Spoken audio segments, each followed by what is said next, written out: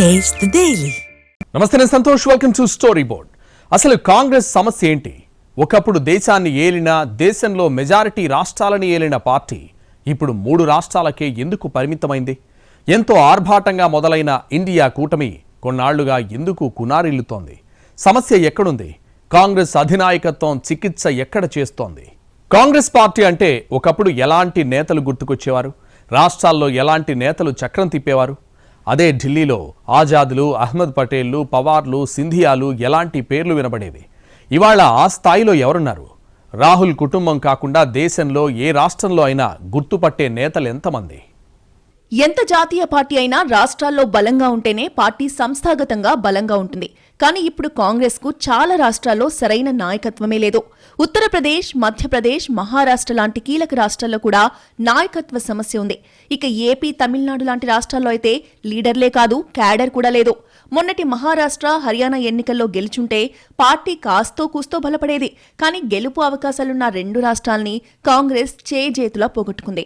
గెలుస్తామనే అతి విశ్వాసంతో పాటు గెలుపు కోసం సరైన వ్యూహరచన చేయకపోవడం పుట్టిముంచింది.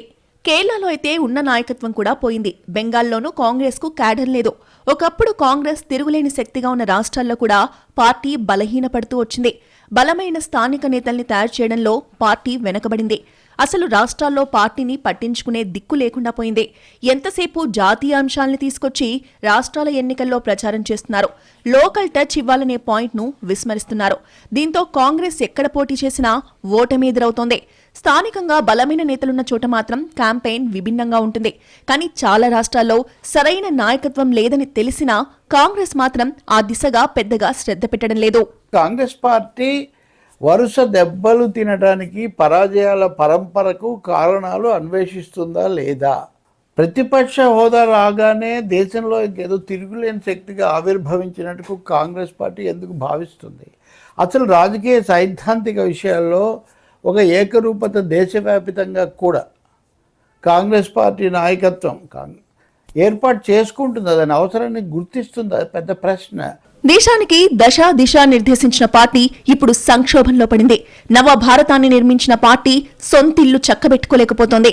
రాష్ట్రాల్లో ఏ ప్రభుత్వాలుండాలో డిసైడ్ చేసిన పార్టీ తనకు పూర్వవైభవం ఎప్పుడొస్తుందోనని చకోర పక్షిలా ఎదురుచూస్తోంది. 2014 నుంచి ఇప్పటి వరకు జరిగిన కాలమంతా కాంగ్రెస్ కు బ్యాడ్ టైమే. చేదు గతాన్ని ఎంత త్వరగా మర్చిపోతే అంత మంచిది.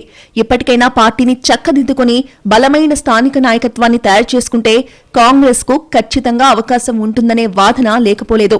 రాజకీయాల్లో కూడా గణనీయమైన మార్పులొచ్చాయి. నాయకులు చెప్పే మాటల కంటే చేసే చేతల్నే ప్రజలు ఎక్కువగా గమనంలోకి తీసుకుంటున్నారు.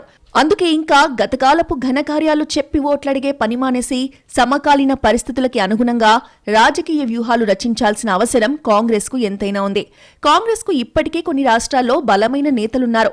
వారినైనా సద్వినియోగం చేసుకోకపోతే వాళ్లు చేజారిపోతారని క్యాడర్ ఆందోళన చెందుతోంది. ఒకవైపు బీజేపీ సరికొత్త రాజకీయ వ్యూహాలతో విజృంభిస్తోంటే కాంగ్రెస్ సంప్రదాయ రాజకీయం చేయడం చాలా మంది పార్టీ కార్యకర్తలకు కూడా రుచించడం లేదు. ఇప్పటి పరిస్థితుల్లో దూకుడు రాజకీయం చేయాలని చాలా మంది నేతలు భావిస్తున్నారు.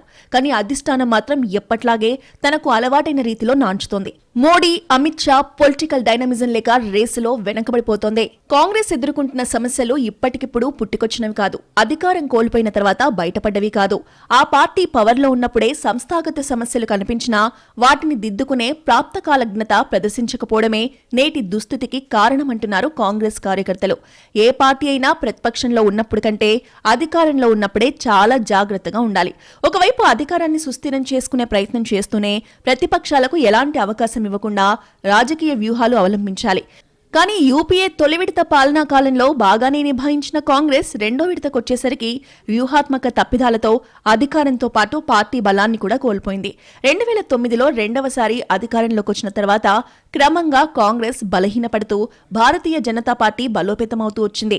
గతంలో తన హయాంలో బలోపేతమయ్యేందుకు బీజేపీ ప్రయత్నించినట్లే బీజేపీ హయాంలో తాము బలోపేతమయ్యేందుకు కాంగ్రెస్ ఏమైనా ప్రయత్నాలు చేస్తుందా అంటే అలాంటి ప్రయత్నాలు చేయడం లేదనే ఇటీవలి ఎన్నికల ఫలితాలు నిరూపిస్తున్నాయి. వినిపిస్తున్నాయి. అధికారంలో ఉన్నా లేకపోయినా ప్రతి రాష్ట్రంలోనూ బీజేపీ వివిధ అనధికార అధికారిక కమిటీలను, సోషల్ మీడియా బృందాలను నియమిస్తోందని ఆ పార్టీ నేతలు చెప్తున్నారు. కానీ కాంగ్రెస్ నేతృత్వంలోని యూపీఏ 10 ఏళ్లు అధికారంలో ఉన్నా తమ వనరులను గ్రామాల నుంచి రాష్ట్ర స్థాయి వరకు పార్టీ యంత్రాంగాన్ని బలోపేతం చేసేందుకు ఏమాత్రం ఉపయోగించలేదు. నేతలు వృద్ధులు కావడం, అవినీతికి అలవాటు పడ్డం, స్వప్రయోజనాలకే ఎక్కువ ప్రాధాన్యతనివ్వడం వల్ల బీజేపీ నేతల మాదిరి ఒక నిర్మాణాత్మక శక్తిగా పార్టీ కోసం అంకితభావంతో కృషి చేసేవారు కాంగ్రెస్ లో కొరవడ్డంతో రాహుల్ గాంధీ వంటి యువనేత చేతికి పగ్గాలొచ్చినప్పటికీ ఏ లాభం లేకుండా పోయింది. దేశంలో ప్రత్యామ్నాయం లేకపోవడం వల్లే నరేంద్ర మోడీ సారథ్యంలోని బీజేపీకి తిరుగు లేకుండా పోతున్నదని, ప్రతిపక్ష పార్టీగా బలోపేతం కావాలన్న బలీయమైన ఆకాంక్ష కాంగ్రెస్ లో కనపడడం లేదని చాలా మంది విశ్లేషకులు అభిప్రాయపడుతున్నారు. కాంగ్రెస్ లో ఆత్మ పరిశీలన, సమీక్ష ఉంటే ఈ పరిస్థితి తలెత్తేది కాదనే వాదన సర్వత్రా వినిపిస్తోంది. ఒక బలమైన నాయకత్వాన్ని జాతీయ స్థాయిలోనూ రాష్ట్రాల్లోనూ ఏర్పరచగలిగిన శక్తిగా ఇప్పుడు కాంగ్రెస్ కనిపించడం లేదు. కాంగ్రెసే పని కట్టుకుని అన్ని పార్టీలతోనూ కలిసి పోరాటాలు చేస్తూ తాను ప్రతిపక్షంలో ఉన్నానని హాజరు వేయించుకోవాల్సిన పరిస్థితి. పొరపాటున ఏదైనా రాష్ట్రంలో సంకీర్ణ ప్రభుత్వం ఏర్పడి అక్కడ కాంగ్రెస్ భాగస్వామిగా ఉన్నా ఆ పార్టీకి పెద్దగా పేరు రావడం లేదు. ఉప ప్రాంతీయ పార్టీల అధినేతలకు దక్కినంత మన్నన కూడా సోనియా, రాహుల్ కి దక్కడం లేదు. కాలం మారుతున్న కొద్దీ మార్పు సహజం. కాంగ్రెస్ కూడా చాలా మారింది. స్వాతంత్ర ఉద్యమ కాలం నాటి కాంగ్రెస్, నెహ్రూ కాలం నాటి కాంగ్రెస్, ఇందిరా కాలం నాటి కాంగ్రెస్, సోనియా కాలం నాటి కాంగ్రెస్, ఇలా ఎప్పటికప్పుడు పార్టీ మారుతూ వచ్చింది. మొదట్లో ఉదారవాద భావాలకు నిలయంగా ఉండి భిన్న వాదనలకు అవకాశమిచ్చిన కాంగ్రెస్ క్రమంగా గాంధీ కుటుంబం గుప్పిట్లో చిక్కుకుందనే విమర్శలు ఎప్పటినుంచో ఉన్నాయి. ఇప్పుడు వరుస ఓటములు ఎదురవ్వడంతో ఆ విమర్శలు మరింత బలపడుతున్నాయంతే.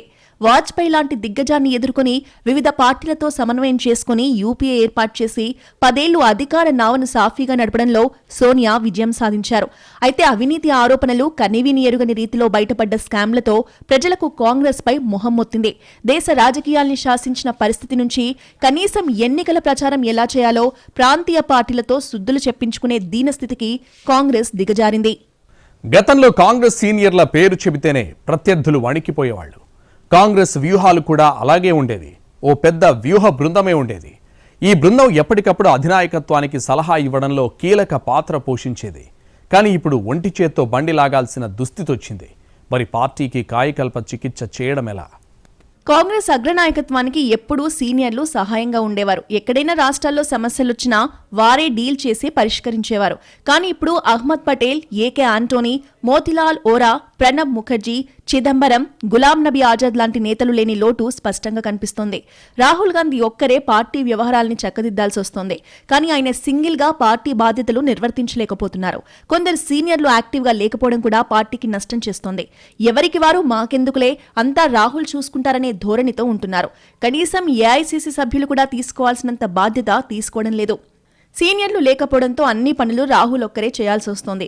రోజువారీ పార్టీ వ్యవహారాల్ని చక్కబెట్టడంతో పాటు ఏ ఎన్నిక వచ్చినా వ్యూహరచన, ఆ తర్వాత ప్రచార బాధ్యతలు కూడా పూర్తిగా రాహుల్ మీదే పడుతున్నాయి. దీంతో కొన్ని వ్యూహాలు హడావుడిగా రచించాల్సి వస్తోంది. ఇక్కడే కాంగ్రెస్ దెబ్బతింటోంది. కనీసం వ్యూహరచనలో రాహుల్ కు సహకరించే స్థాయి ఉన్న నేతల సంఖ్య కూడా వేళ్ల మీద లెక్కపెట్టొచ్చు. అసలు వ్యూహరచనే సరిగ్గా జరగకపోతే విజయాలు ఎక్కడి నుంచి వస్తాయి అనేది క్యాడర్ అడుగుతున్న ప్రశ్న. అందుకే క్యాడర్ ఎంత ఉత్సాహంగా పనిచేసినా అంతిమ ఫలితం మాత్రం కాంగ్రెస్ కు మిస్ ఫైర్ అవుతోంది. తప్పు ఏమిటంటే సీనియర్ లీడర్స్ అందరినీ బయటికి తరివేశారు. 3-4 కాంగ్రెస్ పార్టీని నడిపిస్తున్నారు. గాంధీ ఫ్యామిలీ డామినేట్ చేస్తుంది. కొత్త రక్తం రావట్లేదు. అనుభవం ఉన్న లీడర్స్ ఎవరికీ రోల్ లేదు. ఎంతోమంది మాజీ ముఖ్యమంత్రులు, మాజీ సెంట్రల్ మినిస్టర్స్, మంచి రాజకీయ ఎక్స్పీరియన్స్ ఉన్న వాళ్ళకి రోలే లేదు కాంగ్రెస్ పార్టీలో. కనపడితే 3 బయట వాళ్ళు కనపడుతున్నారు, లేకపోతే 3 గాంధీలు కనపడుతున్నారు. వాళ్ళకి అక్కర్లేదు. మేము ఏదో 150 సీట్లు తెచ్చుకుంటే ప్రధానమంత్రి పదవి వచ్చేస్తుందని చూసినప్పుడు ఎవరైతే వాళ్ళ రాష్ట్రాల్లో పెరగాలనుకుంటున్నారో వాళ్ళు రావట్లేదు. ఒకప్పుడు ఎలాంటి కీలక అంశంపై అయినా కాంగ్రెస్ అభిప్రాయం ఏంటో అని దేశమంతా ఆసక్తిగా ఎదురుచూసేది. కాంగ్రెస్ పార్టీలో అంతర్గతంగా జరిగే చర్చలపై కూడా విపరీతమైన అటెన్షన్ ఉండేది. కానీ ఇప్పుడు కీలక విషయాల్లో కూడా కాంగ్రెస్ పార్టీని సంప్రదించాలని కానీ, అసలు ఆ పార్టీని కలుపుకుపోవాలని కానీ ఏ పార్టీ అనుకోవడం లేదు. కాంగ్రెస్ పార్టీ పుట్టుక దగ్గర నుంచి ఇప్పటి వరకు చర్చలే ఆ పార్టీ బలానికి పునాది. భిన్న వాదాలు, తర్కాలతోనే అన్ని వర్గాల నేతలకు పార్టీలో స్థానం ఉంటుందనే భరోసా ఇవ్వగలిగింది కాంగ్రెస్. ఏఐసీసీ, సిడబ్ల్యూసీ సమావేశాలైతే జరుగుతున్నాయి కానీ గతంలో మాదిరిగా లోతైన చర్చలు జరగడం లేదనే ఆరోపణ ఉంది.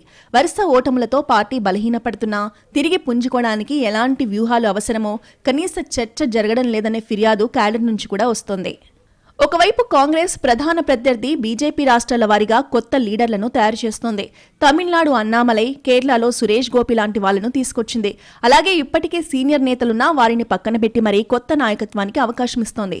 కానీ కాంగ్రెస్ మాత్రం నాయకత్వాన్ని తయారు చేయాలన్న విషయమే మర్చిపోయింది. పైగా ఉన్న నేతల్ని కూడా సరిగ్గా వినియోగించుకోవడం లేదు. కనీసం ఎన్నికల సమయంలో అయినా సరికొత్త పద్ధతుల్లో వ్యూహరచన చేయడం లేదు. కాంగ్రెస్ పార్టీ ఆఫీసులో ఎక్కడా లేని విధంగా వార్ రూమ్ ఉంది. కీలకమైన అంశాలు, సమస్యలు, చిక్కుముళ్లపై ఇక్కడే చర్చలు జరుగుతాయి. కానీ కాంగ్రెస్ అధికారం కోల్పోయినప్పటి నుంచి వార్ రూమ్ కు వేసిన తాళం వేసినట్టే ఉందనే ఆరోపణలున్నాయి. ఒకరి తర్వాత ఒకటిగా రాష్ట్రాలు చేజారుతున్నా, కాంగ్రెస్ కంచుకోటల్లో కాషాయ పతాకం ఎగురుతున్నా, బలమైన నేతలు గోడ దూకుతున్నా, ఏం జరిగినా సరే కాంగ్రెస్ నాయకత్వం నుంచి కనీస స్పందన ఉండడం లేదు. పోయేవారు పోతారు, ఉండేవారు ఉంటారు, మనకేం నష్టం లేదులే అనే ధోరణితో ఉంది కాంగ్రెస్. ఈ తీరే ప్రత్యర్థులకు 1000 ఏనుగుల బలాన్నిస్తోంది. నరేంద్ర మోదీ దేశంలో శక్తివంతమైన నేతగా ఉన్నారు. ఆయన పరిపాలన కంటే ప్రత్యామ్నాయం లేకపోవడం వల్లే అంత బలంగా ఉన్నారనే వాదన కూడా ఉంది. విపక్ష శిబిరంలో కీలక పాత్ర పోషించాల్సిన కాంగ్రెస్ మాత్రం దారి తెన్ను తెలియకుండా ఉంది. సంస్థాగతంగా బలపడి ఎప్పుడు ఎన్నికలొచ్చినా ఢీనడానికి రెడీగా ఉండాల్సిన ప్రధాన ప్రతిపక్షం ముందే చేతులెత్తేస్తోంది. బీజేపీ అవకాశాలిస్తున్నా ప్రతిపక్షంగా కాంగ్రెస్ మాత్రం వాటిని అందిపుచ్చుకోవడం లేదు. ప్రభుత్వ రంగ సంస్థల ప్రైవేటీకరణ, వృద్ధి రేటు తగ్గుదల, అస్తవ్యస్త ఆర్థిక వ్యవస్థ ఇలా ఎత్తుకుంటే చాలా అంశాలున్నాయి. కానీ కాంగ్రెస్ మాత్రం ఏ అంశంపైనా పూర్తి స్థాయిలో దృష్టి పెట్టడం లేదు. కాంగ్రెస్ హయాంలో ప్రభుత్వ రంగ సంస్థల్ని ఏర్పాటు చేస్తే బీజేపీ దేశాన్ని అమ్మేస్తోందని ప్రెస్ మీట్లు పెడుతున్నారే కానీ ఆ విషయాన్ని బలంగా ప్రజల్లోకి తీసుకెళ్లడంలో మాత్రం విఫలమవుతున్నారు. చివరికి దేశానికి వెన్నెముక అయిన రైతుల నడ్డి విరిగేలా రైతు చట్టాలు తెచ్చారని అన్నదాతల ఆందోళన చేస్తున్నా వారికి నైతిక మద్దతు ఇవ్వడంలో కూడా కాంగ్రెస్ అనుకున్నంతగా చొరవ చూపలేదనే అభిప్రాయం కూడా ఉంది. కాంగ్రెస్ ఇంత బలహీనంగా ఉన్నా ఇంకా ఆ పార్టీకి దేశవ్యాప్తంగా 20% స్థిరమైన ఓటు బ్యాంక్ ఉంది. ఊరూరా కార్యకర్తలున్నారు. కాంగ్రెస్ సరైన విధానం తీసుకుంటే ఇప్పటికే బలమైన శక్తిగా ఎదగలదని కొంతమంది తటస్థులు కూడా నమ్ముతున్నారు. బీజేపీ అంటే వ్యతిరేకత ఉన్న మెజార్టీ ఓటర్లకు ఇప్పటికీ ప్రత్యామ్నాయం కాంగ్రెసే. కానీ కాంగ్రెస్ నడుస్తున్న తీరు చూస్తుంటే ఆ పార్టీకి ఓటు వేయడానికి ఎవ్వరికీ మనసు రావడం లేదో. ఈ క్షేత్రస్థాయి వాస్తవాన్ని కార్యకర్తలు, కింది స్థాయి నేతలు చెవినీళ్లు కట్టుకుని చెప్తున్నా పార్టీ మాత్రం మారడం లేదు. దేశంలో ఉత్తరాది రాష్ట్రాల్లో ప్రధానంగా కాంగ్రెస్, బీజేపీ మధ్య పోటీ ఉంది. అక్కడ వేరే పార్టీలేవి అంత ప్రధాన శక్తులుగా లేవు. అయినా సరే బీజేపీ నేరుగా ఢీకొట్టలేని దుస్థితిలో ఉంది కాంగ్రెస్. ఆయా రాష్ట్రాల్లో బీజేపీ ప్రభుత్వంపై ప్రజల్లో వ్యతిరేకత ఉన్నా కాంగ్రెస్ పరిస్థితి చూసి ఆ పార్టీపై నమ్మకం పెట్టుకోలేని దుస్థితి. ఈ సంగతి తెలిసి కూడా కాంగ్రెస్ దిద్దుబాటు చర్యలు చేపట్టకపోవడం అత్యంత విషాదమని చెప్పాలి. కాంగ్రెస్ మాదిరిగా ప్రతి రాష్ట్రంలోనూ స్థిరమైన ఓటు బ్యాంక్ బీజేపీకి కూడా లేదు. కాంగ్రెస్ ఉన్నట్టుగా ఊరూరా కార్యకర్తలు ఎవ్వరికీ లేరు. దేశానికి స్వాతంత్ర్యం తెచ్చిన ఘనత, ఆధునిక భారత్ను నిర్మించిన పార్టీ, ఇలా కాంగ్రెస్ ఖాతాలో చాలా విజయాలున్నాయి.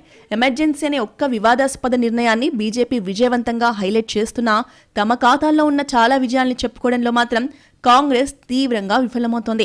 బలహీనతల సంగతి పక్కన పెడితే ఉన్న బలాలేంటో కూడా గుర్తించలేని దుస్థితిలో ఉంది కాంగ్రెస్. నెహ్రూ దగ్గర నుంచి మన్మోహన్ వరకు చేసిన మంచి పనులు కూడా చెప్పుకోలేని పరిస్థితిలో ఉంది ఆ పార్టీ.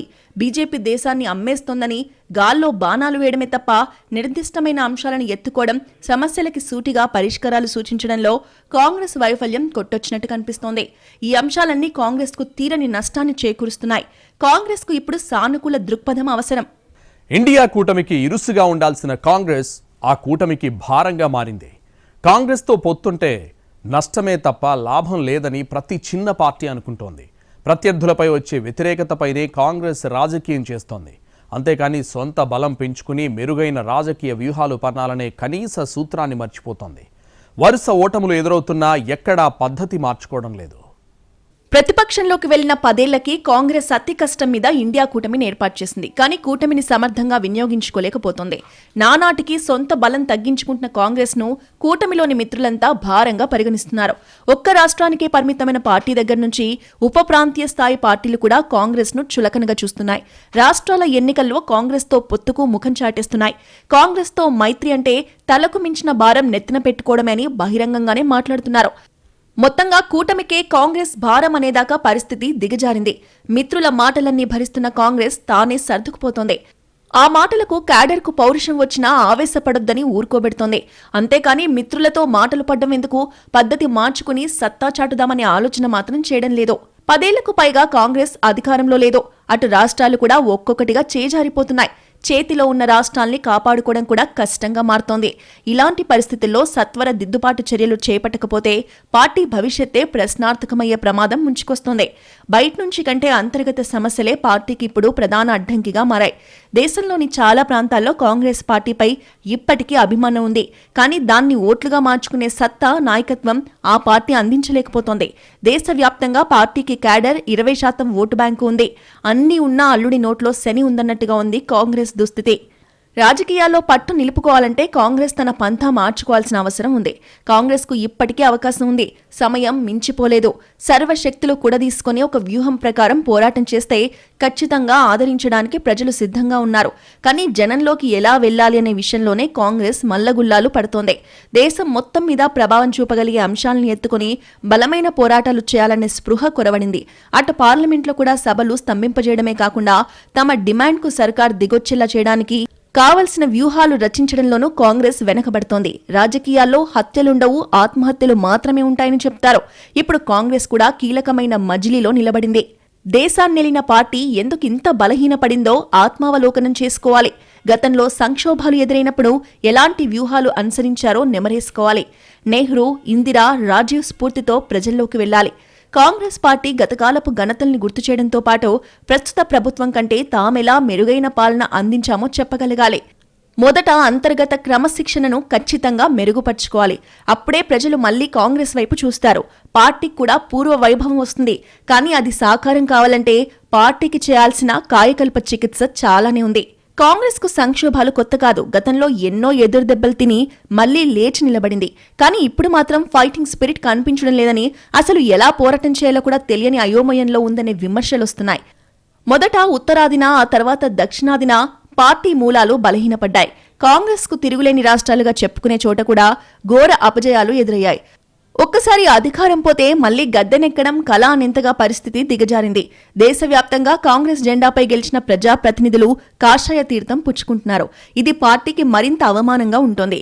మీకు ఓట్లేసినా మీ వాళ్లు బీజేపీలో చేరుతున్నారు కదా అని ప్రజల నుంచి ఎదురవుతున్న ప్రశ్నలకు సమాధానం చెప్పడం కూడా కాంగ్రెస్ కు కష్టంగా మారింది. అధికారం కోసం కష్టపడుతున్న కాంగ్రెస్ కొన్ని రాష్ట్రాల్లో గెలిచి కూడా అధికార పీఠాన్ని బంగారు పల్లెంలో పెట్టి బీజేపీకి అప్పగిస్తోంది. రాజకీయ వ్యూహాల్లో దూకుడు లోపించడం కాంగ్రెస్ కు శాపంగా మారుతోంది. కాంగ్రెస్ పార్టీ 1885 డిసెంబర్ 28న ఆవిర్భవించింది. దేశ చరిత్రలో అదో కీలక రోజుగా మిగిలిపోతుంది. బ్రిటిష్ పాలకులకు వ్యతిరేకంగా దేశంలో జరిగిన తొలి జాతీయోద్యమానికి ఊపిరులుదింది కాంగ్రెస్ పార్టీనే. దేశ ప్రజల్లో స్ఫూర్తి నింపడంలో, వారిలో ఐక్యత తీసుకురావడంలో కాంగ్రెస్ పార్టీ కృషి మరవలేనిది. ప్రజలతో కలిసి కాంగ్రెస్ పార్టీ ఎన్నో విజయవంతమైన పోరాటాలు చేసింది. జాతిపిత మహాత్మాగాంధీ నాయకత్వంలో కాంగ్రెస్ పార్టీ జాతీయ స్థాయికి విస్తరించింది. దేశ నలుమూలలకు విస్తరించి ప్రతి ఒక్కరికి చేరువైంది. దేశానికి స్వాతంత్ర్యం రావడానికి ముందు ప్రజలకు తెలిసిన ఏకైక పార్టీ కాంగ్రెసే. పార్టీ ఆవిర్భావం నుంచి స్వాతంత్ర పోరాటంలో ముందు నిలిచిన కాంగ్రెస్ ఆ తర్వాత దేశ సామాజిక, ఆర్థిక అభివృద్ధికి ఎంతో కృషి చేసింది. గతంలో కాంగ్రెస్, ఇండియా వేర్వేరు కాదనే బలమైన అభిప్రాయం ఉండేది. నెహ్రూ తర్వాత ఇందిరా హయాంలో కూడా ఇండియే ఇందిరా, ఇందిరే ఇండియా లాంటి నినాదాలకు ప్రజామోదం కూడా లభించింది. కానీ ఆ తర్వాత కాలంలో కాంగ్రెస్ నాయకత్వం బలహీనపడుతూ వచ్చింది. కాలానుగుణంగా మార్పు రాకపోవడం కాంగ్రెస్ పార్టీ కొంపముంచింది. భిన్న ఆకాంక్షలు, దూకుడు రాజకీయాలతో చిన్న పార్టీలు కూడా వేగంగా ముందుకెళ్తుంటే కాంగ్రెస్ మాత్రం పాత పద్ధతులకే కట్టుబడి రేసులో వెనకబడిపోయింది. ఏ విలువలు పునాదిగా కాంగ్రెస్ స్థాపించారో, ఏ సిద్ధాంతాల ఆధారంగా కాంగ్రెస్ రాజకీయం చేసిందో అవన్నీ ఇప్పుడు ప్రశ్నార్థకంగా మారాయి. పార్టీ సిద్ధాంతాలపై సొంత క్యాడర్కే నమ్మకం కలిగించలేని స్థితిలో ప్రజలకు ఎలా నచ్చజెప్పగలుగుతుందనేది $1 మిలియన్ ప్రశ్న. పార్టీలో పని సంస్కృతికి కాలం చెల్లింది. అధికారం ఉంటే హడావిడి చేయడం, లేకపోతే పార్టీ ఆఫీస్ గడప తొక్కకపోవడం లాంటి అవలక్షణాలు వచ్చేశాయి. అధికారంలో ఉన్నా లేకున్నా ఎప్పుడు ప్రజల్లో ఉండాలనే మౌలిక ప్రజాస్వామ్య సూత్రాన్ని కాంగ్రెస్ మర్చిపోయినట్టు కనిపిస్తోంది. ప్రజల తరపున పోరాటాలు చేయాలి, ప్రభుత్వాలపై ఒత్తిడి తేవాలి లాంటి లక్ష్యాలేమీ లేకుండా ఏదో ఉన్నామంటే ఉన్నామన్నట్టుగా పార్టీ నడిచిపోతోంది. గతంలో కూడా పార్టీ ఎన్నోసార్లు ప్రతిపక్షంలో ఉన్నా ఇంత నిస్సత్తువుగా, ఇంత నైరాస్యంగా ఎప్పుడూ లేదంటున్నారు కార్యకర్తలు.